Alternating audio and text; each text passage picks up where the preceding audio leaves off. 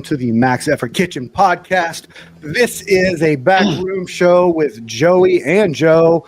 My daughter calls you the Joes. She goes, "Who you doing a podcast with today, Dad?" The Joes? And I'm like, sure, we'll go with that. Hey, how you guys doing? Pretty good.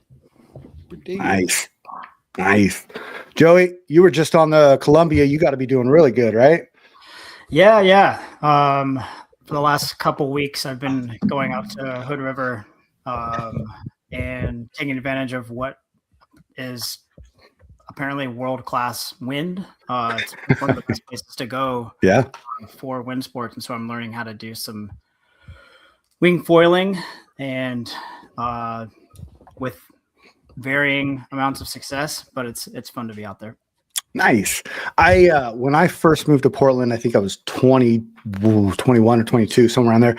I was dating this girl. She was like extreme sports girl, right? And she couldn't shut up about how like Hood River was the place to be for windsurfing, and she'd always go out there, but I never did it. I was too busy doing other things, but like, yeah, it's I've heard it's pretty amazing out there.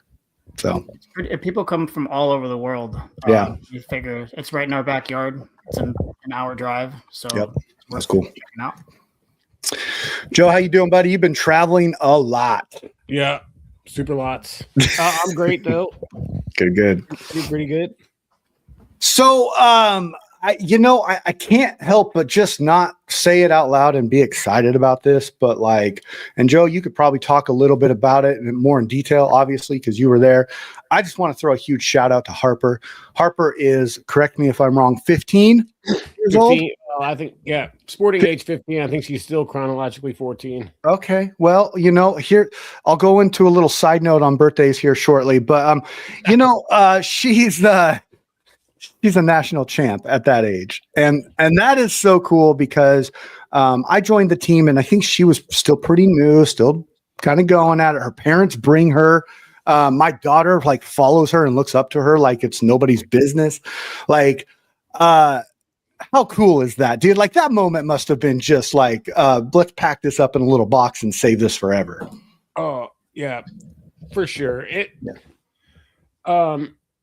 When the start list came out for this, and we could see where our,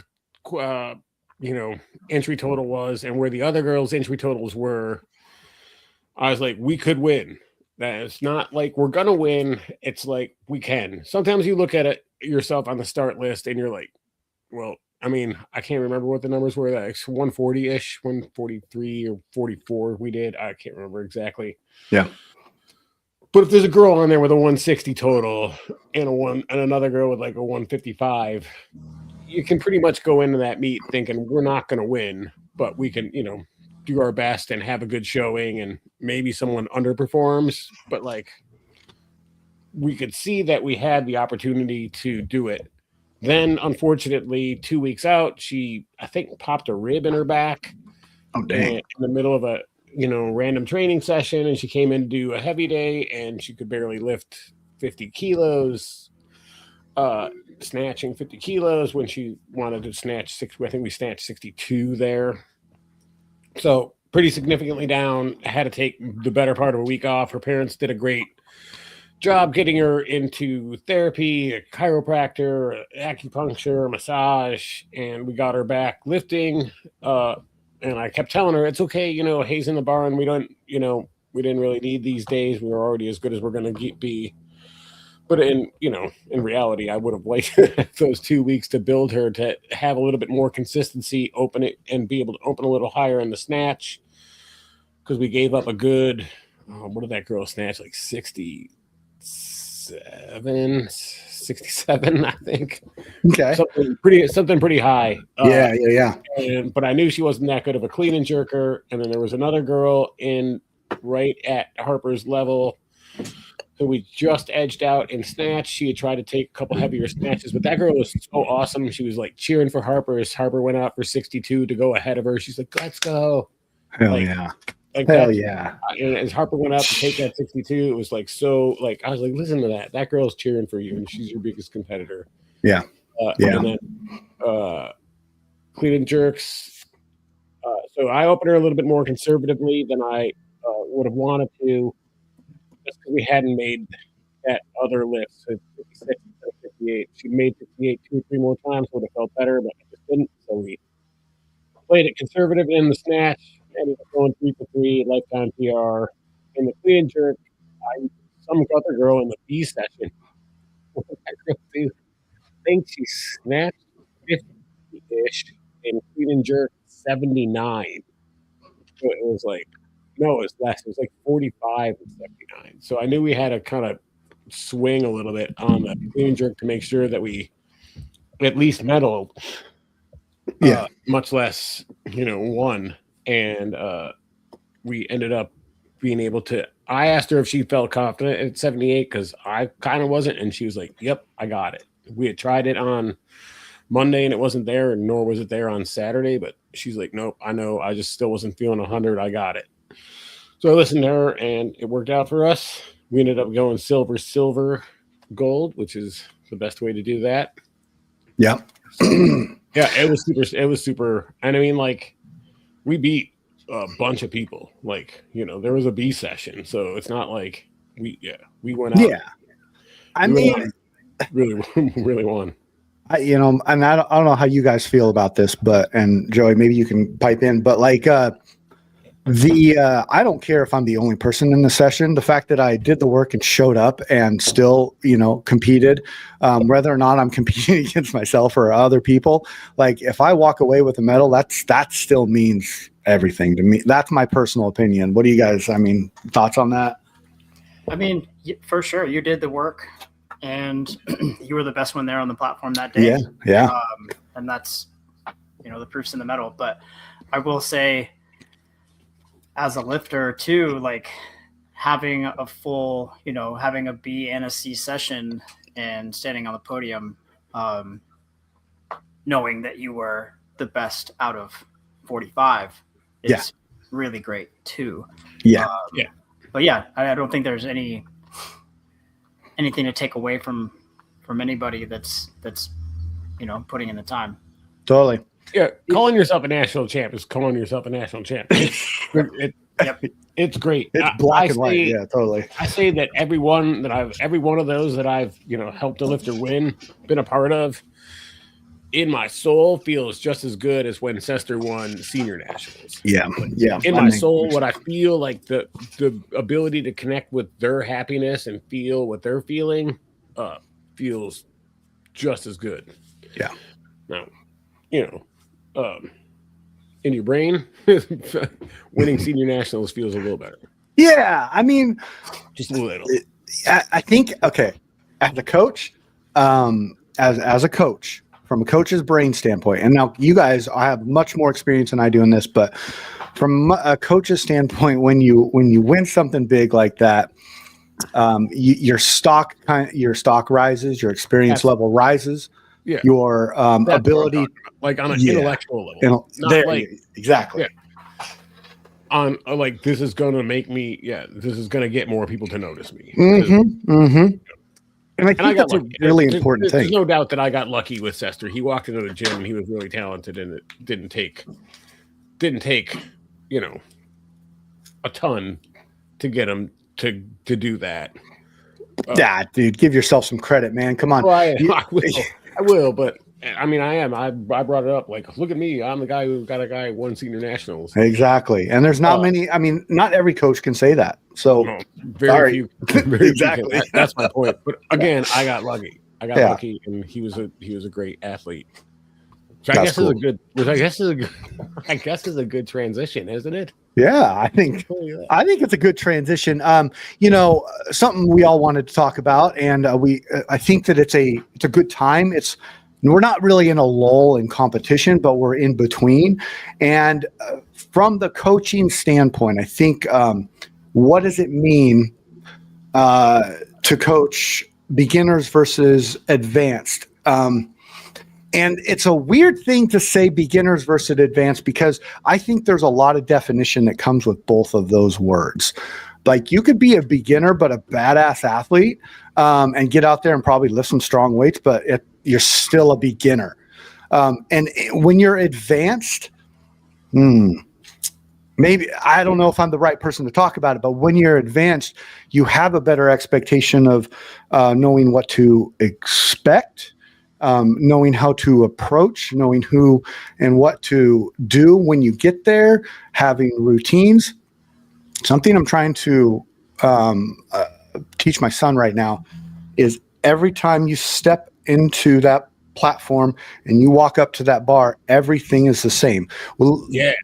we worked like almost 45 minutes on, okay, I want you to stand here and walk up to the platform and get into your starting position. Do the same thing every time. And all we did was that. I didn't have him lift a bar. I didn't have him do anything. I just had him practice the 5 steps of getting into the bar. And dude, that's something nobody ever taught me. But when I figured it out, I was like, okay, this is better. But like that's an advanced kind of move. And even though you're a beginner being taught that, I don't think that makes you advanced. I don't know. What you guys thought on this? I like what you're saying. Lost my train of thought because I was looking up a chart about what the how the advanced and people divine it by weights. I definitely like what you're saying about the importance of building a routine as part of the early base of developing lifters. Yeah. It goes all the way into I'm big on it and I really believe in it, but I don't enforce it strictly. But it should start with you load the plates the same way. And that's I mean, the real way is to put the bolts facing out on the first one and in on all consecutive ones. Yep. I make my personal training clients do it because of that thing that you were saying, because it's all about making you do the thing in that routine way, the same way every time. Yeah. It starts there, and it's a super important piece of it. I think so. Joey, what do you think about all that? What I'm hearing and what comes to mind is it comes down to consistency, right? If we're gonna separate a beginner from a advanced or intermediate lifter, a beginner is not going to be as consistent. Where they're catching the bar, how they're setting up, everything. They're usually not going to know what they did wrong. They're going to be inconsistent in all things. And as you move into an advanced lifter, you become more consistent in all things. And you're able to hit those higher weights more consistently. You know why you missed them. So really, to me, that's what's going to separate that spectrum of experience. I like that. And something that came to mind when you said that was, when you're a beginner and say you're really strong, right? You get out there and your PR, you're throwing PRs up all over the place. Yep. And to me, now it took me a while to really understand this thought, but to me, that still shows inconsistency because you haven't hit your numbers. You're still learning where you're. I had one coach he used to refer to it as your base camp is. You're still learning where that base camp is, because if you're constantly hitting PRs, then you have more in that tank, and maybe something's clicking with your positions, but you're strong and it's still inconsistent. Like you'll know when you have consistency when you haven't hit a PR for 2 years. Now that's exaggeration, but I like that. Consistency is such a big part of it. And that's why I'm trying to tattoo it in my son's brain. Like everything you do has to be the same, because when you put your hands on that bar, you want to put your hands on that bar with confidence. And you're not like, oh, did I do this? Oh, do I need to do this? Oh, because I don't know about you guys, but when I start thinking and my hands on that bar, 9 times out of 10, I'm missing it. Sure. And that's exactly that was where I was thinking next. Execution. What's that? Automatic execution. Right. Yeah. I was thinking that consistency is what builds confidence. Yeah.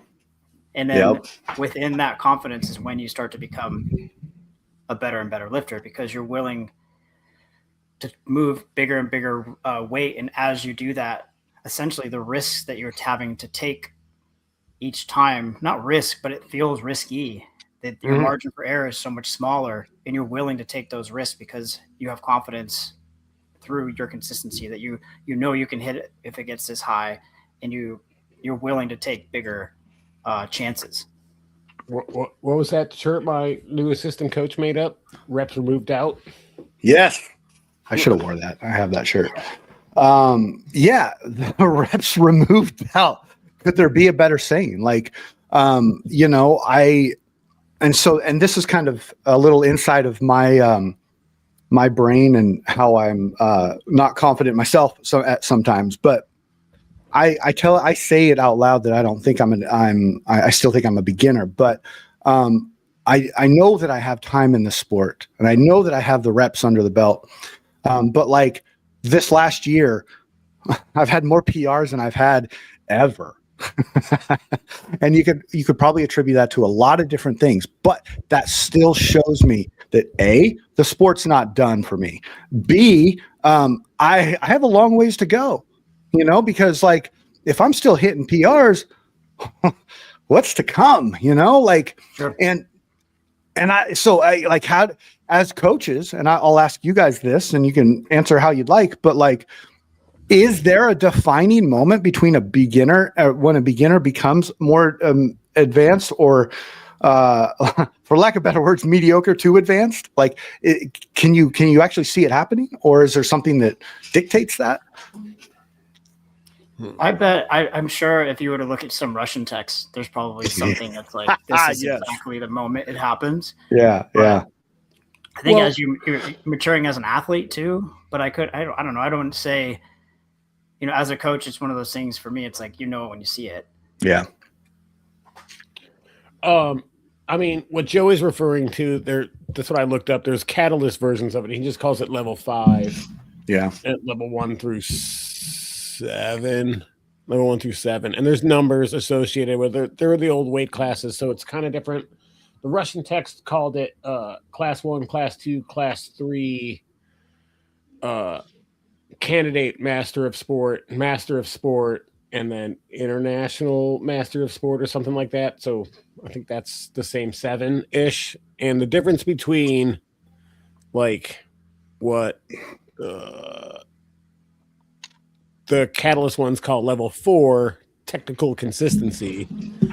This represents the lower tier of national level lifters. Lifter in this category are fairly technically proficient, but are still developing and refining technique and may lack technical consistency. And then there's lists of numbers. And then level 5, lifters at this level are technically proficient, have good strength levels and mobility, and still be improving in things. They are top level national lifters and lower level international lifters. So it's that the takeaway I think there is that they still, even at that level 4, which I think would be candidate for master of sport, they're still lacking that technical consistency. So going from like intermediate, it's like an advanced intermediate to advanced to elite going on. I see. That's one of the way. So technical ability is what you're saying. And it's what we were saying before. Having the same flaws consistently instead of a new flaw. That's the real difference. Like a beginner or a novice is going to have different flaws every week. Now I'm rocking on my heels. Now you're on your toes earlier. Now the bar's too far away. Now the bar's going around your knees.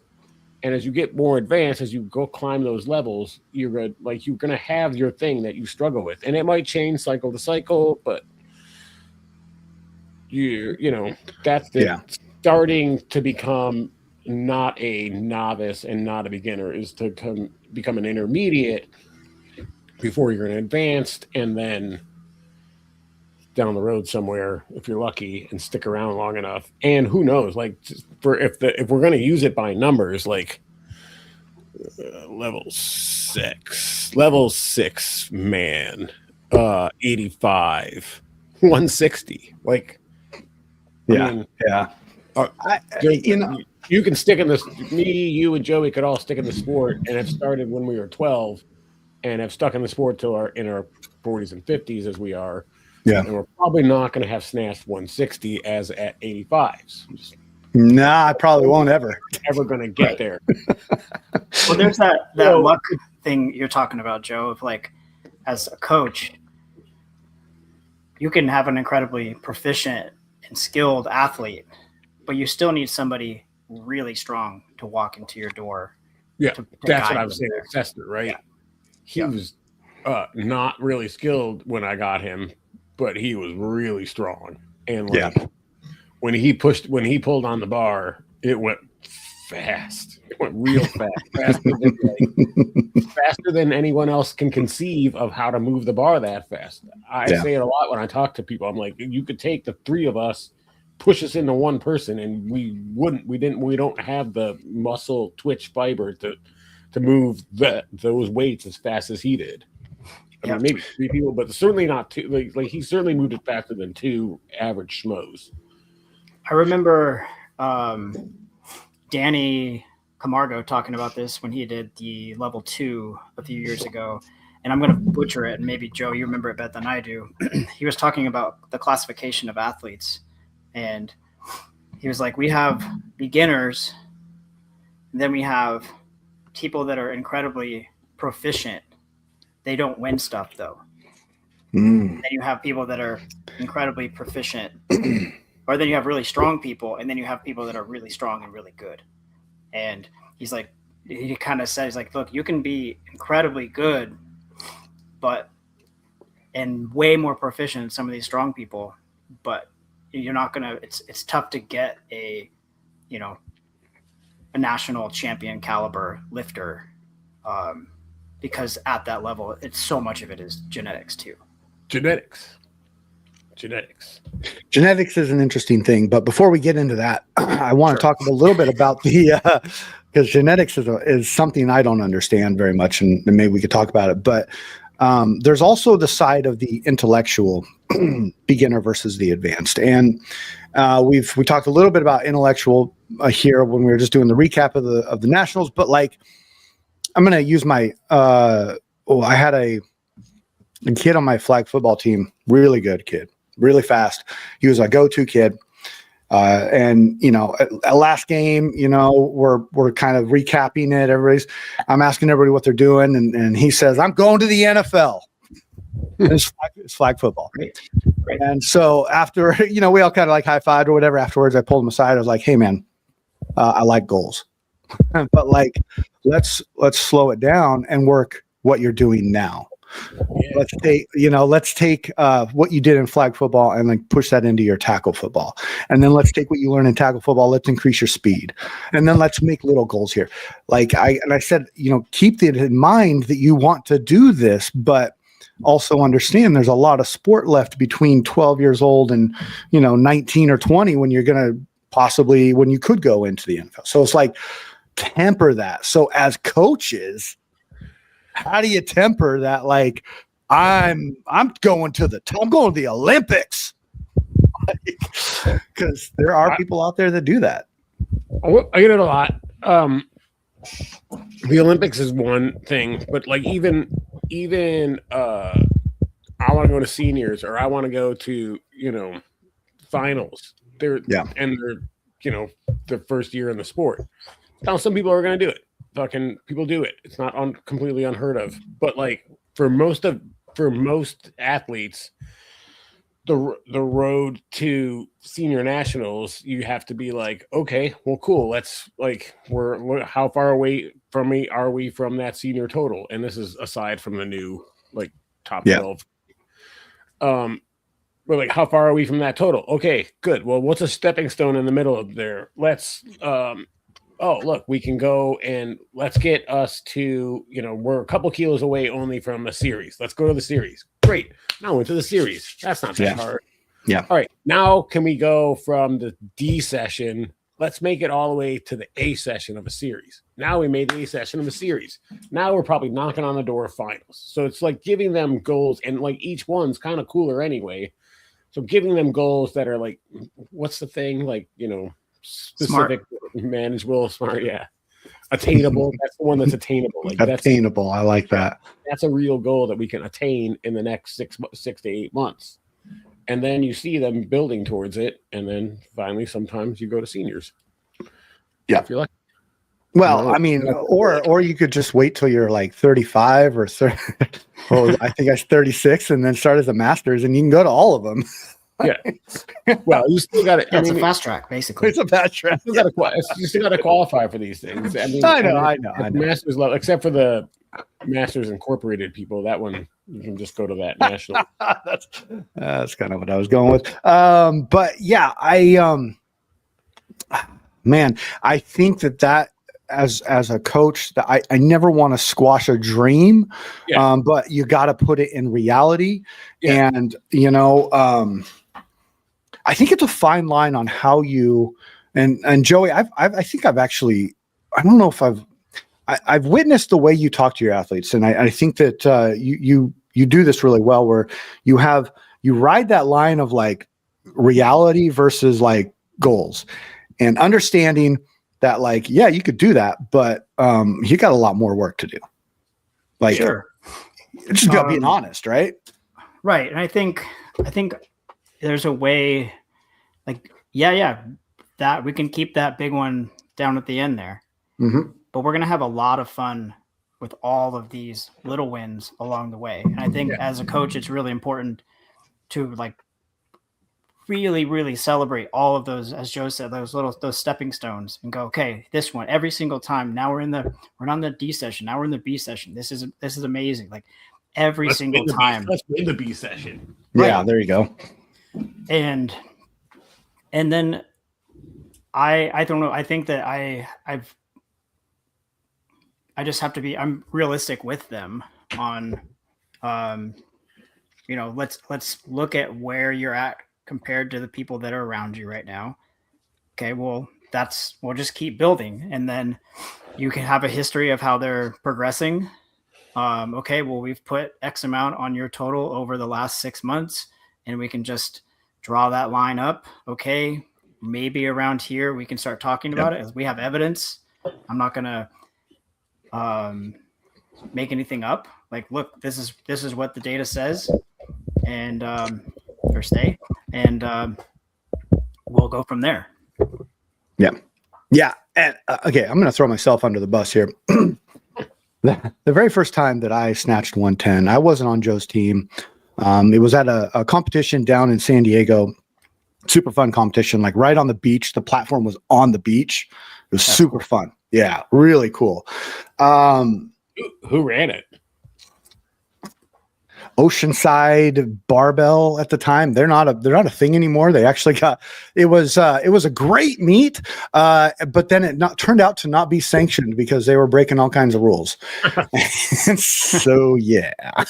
Anyways, but it was like I really, the reason I went to it is because I wanted to compete on the beach at this awesome like little amphitheater that was in San Diego on the beach. It was whatever. And I came back, and Joe's like, hey, why don't you guys come out and train with the team?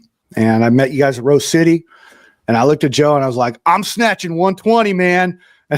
And you laughed at me, and you go, bro, you got a long ways to go. And I remember walking away from that, like kind of scratching my head a little bit, being like, what did he mean by that? I just killed it down there. I'm on my way.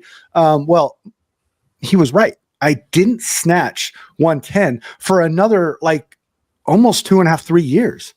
I was whatever. I was jumping teams. I was doing different programs. I probably wasn't focusing as much as I should have been on it. But that's a good way of being like, it's those moments in my athletic part of my career here that I look at, and I'm thankful that they happen, because if you don't have someone to check you in those moments, like then your head gets a little big and you think you can do everything, and then you start pissing people off. And it's just like, sure, nobody wants to be around, it's like, it's just one of those things that I think as a coach, it's our responsibility to keep the athletes in check. And if they don't like it, I guess go find another coach. There's a lot of athletes out there. I mean, you can still, I mean, the way that I would go about that is more like, okay, well, we got to hit 111 first, and then we got to get 112. Yeah. Totally.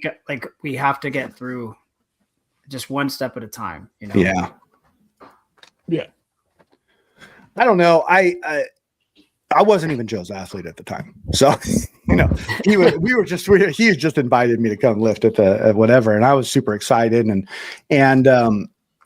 I guess what I'm trying to say is like, yeah, I think you're right, Joe. Like Joey, you should be more realistic and say, hey, that's cool, man. Great goal. But let's, why don't you hit 112 first?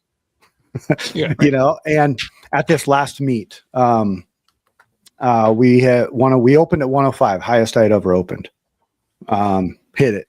We opened at 110, then I hit 110. Great. And then Joe put 114 on the bar. And usually, so here's a little thing about me is I don't look at it. I don't look at what's being put on the bar. I want to just go out there and I want to see the colors and I want to lift. And I looked at him afterwards. I go, why didn't you put 115? He goes, because you got to get your 114 comp PR first before you get 150, you know, like, and I understood that at that moment, but I think it took a long time in this sport for me to understand why he did that and why he said that. So like, I can't remember. Did you make it?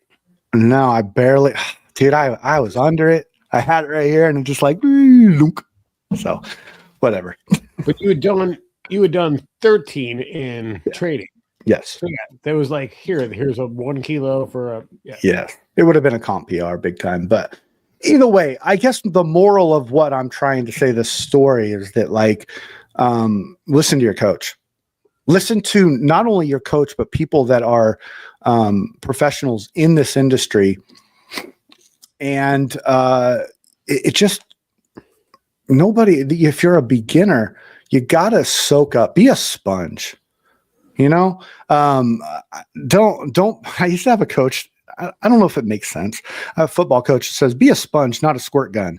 Right. So like soak it up. Don't sit there and spray it out like you think you know everything. Like, and I'm not like, trust me, I'm not talking about anybody specific, or I'm not talking crash on anybody, but I know as an athlete because I've been through this, and you just got to take your time and have patience. It's just like in the lifts. How you got to have patience to get that bar in the right positions. You got to have patience in this sport. And I've been checked many times by many people and very close friends that is like, hey, slow down. Slow down. You can't, you could do double days, but that's not going to do anything but probably injure you at your age. Slow down. Listen to your coach. Right. I don't know. I'm just over here ranting. Sorry. You guys got anything on that? I mean, I agree. Okay, cool. Well, yeah, I mean, the thing that your coach has seen everything. Yeah. Right? They know what your potential is. They have seen all your failures, they've seen all your successes. So I agree with you there. It's like they're the ones that are aware of your capabilities, and listen to them. Don't go out program. Yeah, that's another one. Well, and that leads right into my next kind of question here. We've talked a lot about beginners and what you should do as a beginner. How do you coach an advanced athlete that is strong, that has won national championships, that knows it all? Do you guys have any experience with anybody like that? I don't know. I've known a couple advanced athletes in my time, and not very well though. So this is one I can't talk to. I don't have any athletes like that.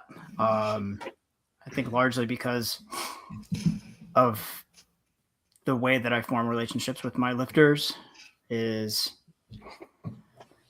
if they're not here to learn from me, then they won't. Yeah. They can go find somewhere else. Yeah. And I think that sort of thing generally is pretty bad for the vibe. And so if you're not here to to learn and you think you know better, then maybe this isn't the spot. But luckily, I don't have that. And for the most part, people, I think not for the most part, people listen, which is great. That's why my job is so cool. I like that. Joe? Yeah, just going back to Sester, like I to one degree got lucky because I discovered him and was able to convince him that I was the guy to take him where he wanted to go. And on the other hand, there was a lot of skill that got us to go from where he started with me as a 137 snatch and a 165 clean and jerk into where he finished at a 162 and a 205. It wasn't, that wasn't luck. That wasn't, that wasn't just his preternatural talent. It took a lot of skill and a lot of development of things.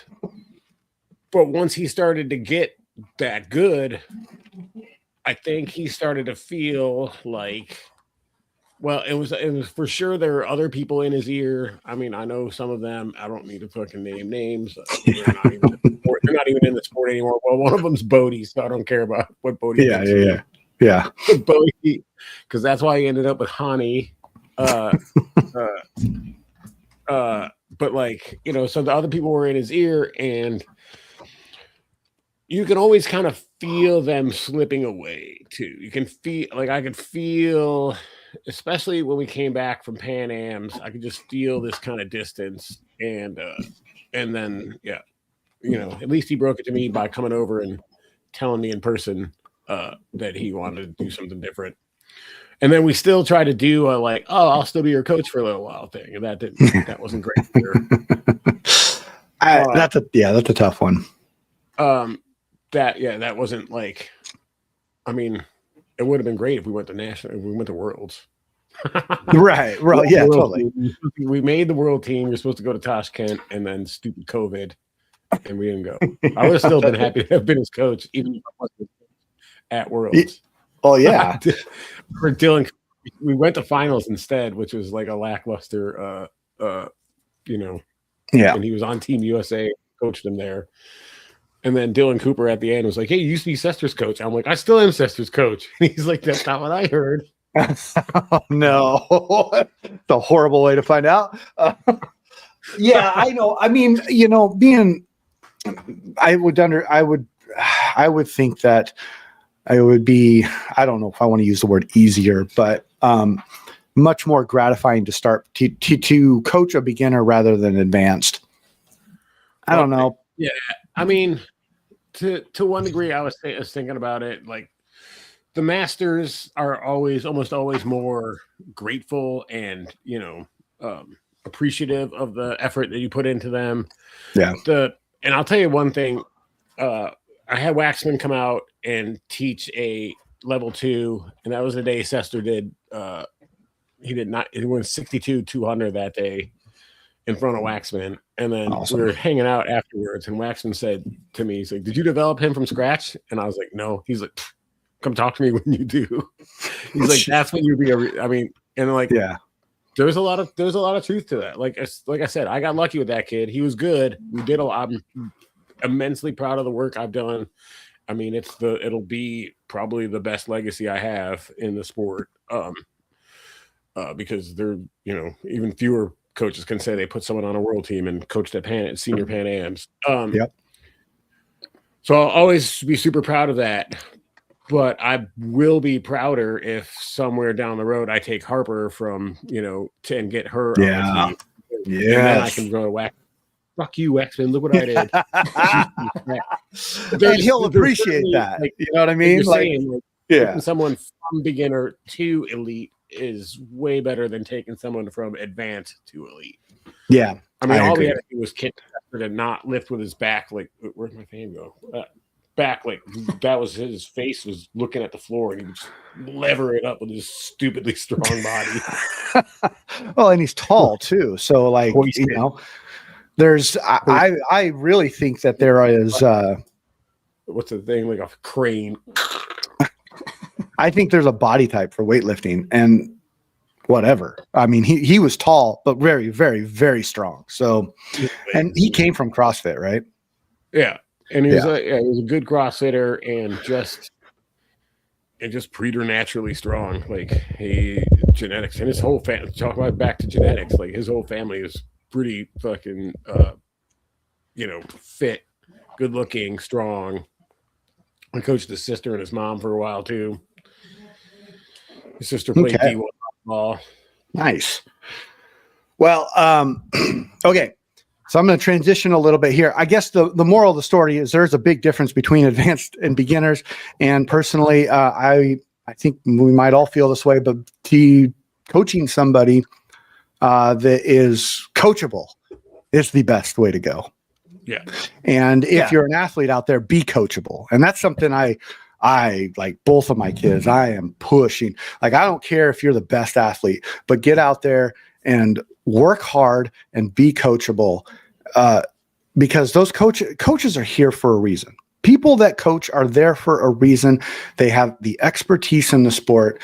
And I would say, I'm going to say 95%, because I know there's no such thing as 100%. 95% of coaches out there have the right, the right mentality to be able to develop somebody.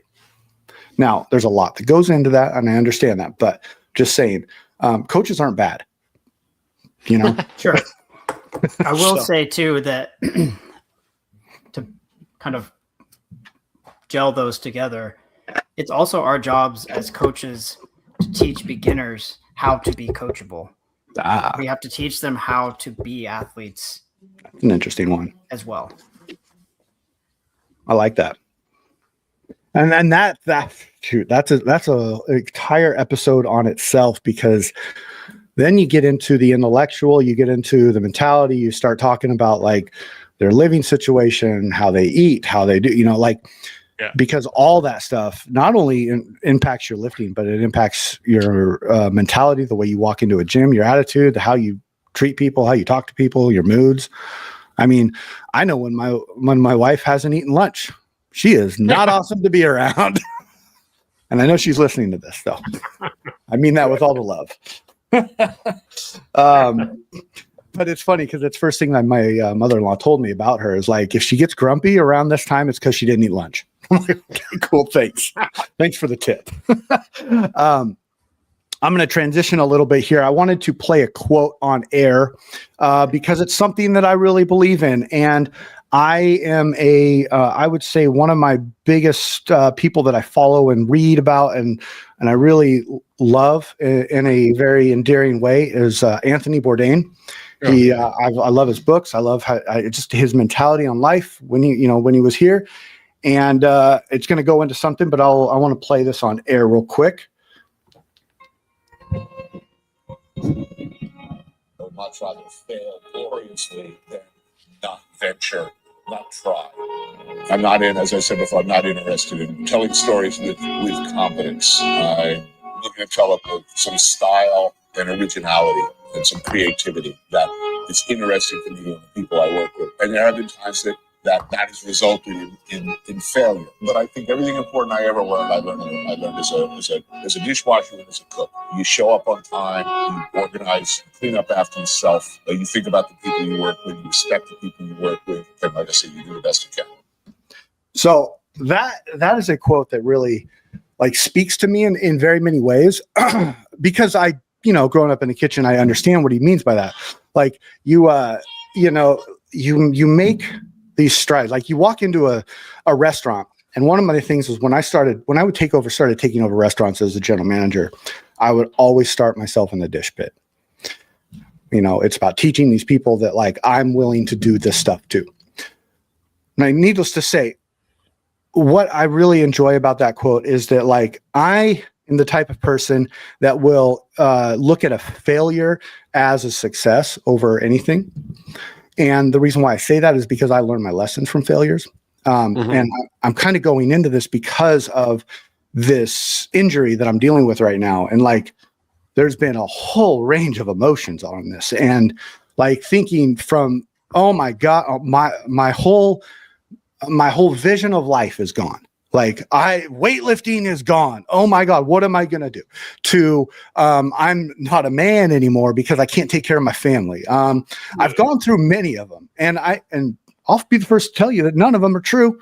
Our brain is, it's an interesting little thing, and it's a powerful thing. But what I want to say on air live is that it's the people around me that have checked me and been like, bro, you're doing fine. And I'm so thankful for that, because it's the people that are checking in. It's the people it's you guys that are joining me on this podcast still. It's Joe. Joe had me in tears one day, and he doesn't even know it. But yeah, okay. It's my wife. It's my kids. It's amazing what you realize you didn't have until you like get hurt and sit down and have to actually look at it. And I'm just so thankful of everybody around me, and I just that's all I really wanted to say about that. That's good. Yeah, I mean, I think what I was saying is you can be grateful that you said you felt guilt and shame for putting people out, and I said you shouldn't feel shame, because shame is guilt's feeling bad about something you did or something you did or feelings you caused. Shame is feeling bad about who you are. I was like, you have no reason to feel shame right now. And I was like, you should feel grateful that the people that have been able to step up for around you. And like, you see that in memes and stuff about like, the ones that are like your true friends is that they're there when you need them, and you're not left to face these battles all on your own-ish. Yeah. And it kind of leads into everything we talked about today with this coaching and being in this sport, and everything we talk about pretty normally is that like, my thing was like, I was like, man, I put so much time and effort, and my family has sacrificed so much time and effort, and like people around me and all that for this to happen. And it's like, no, it's not about that. It's about the opportunity you're getting to come back, be a little bit smarter, thank the people around you, and move forward, and like stop dwelling on it. But I'll tell you, there's nothing like it. There's nothing like it that will make you more, that will humble you more than to not be able to do it. We hear a lot about like how hard the sport is and how much we don't want, I gotta go to the gym. Gosh. I gotta, and this is funny. I'll use this as a thing. Oh man, Joe's giving me squat 8 sets or 8 reps in the squat. Oh man, that's gonna suck. You know how thankful, how bad I want to do 8 reps in the squat right now. So just remember that. So it's just like, and that's just a healthy reminder to everybody out there. Like, you don't know what you got until it's gone, and that's a real thing. So. That's all I got, guys. It's good. It reminds me, like, it's what's the saying that there'll be a time when you do the thing, something for the last time, right? It's like, like people. I told a friend of mine, he was one of my first friends to have a kid, and he was talking about how his I don't have kids. But right. I think we all have moments where he was like, oh, I'm so tired. I'm so tired of getting up and having to comfort this. Like, we're all exhausted. And it's like, there will be a last time that you have to do that. And you'll look back on this time fondly. So like, make sure you're present for that too. Yeah. And that's that being present is such it's an easily forgotten thing, but very powerful if you can do it. So, you guys, thank you. I appreciate both of you being on the show and just still doing this and everything you have given me. And everything you're giving the audience. Like, this is a great show. I'm getting a lot of good feedback. Everybody out there, thank you for listening. And thanks for giving feedback. It's just, they want more of it. I'm like, you know what? We're all pretty busy, so we'll do our best. So, Joey, Joe, you guys got anything else to say? Happy birthday. Hey, Happy birthday. It's my birthday. Yay. The only thing I was going to say on that was that I We got to work now. got to go to work. Yep. Yeah, go to work. Now we go to work. Now we recover, and I'll see you all on the platform sometime in 6 months or so.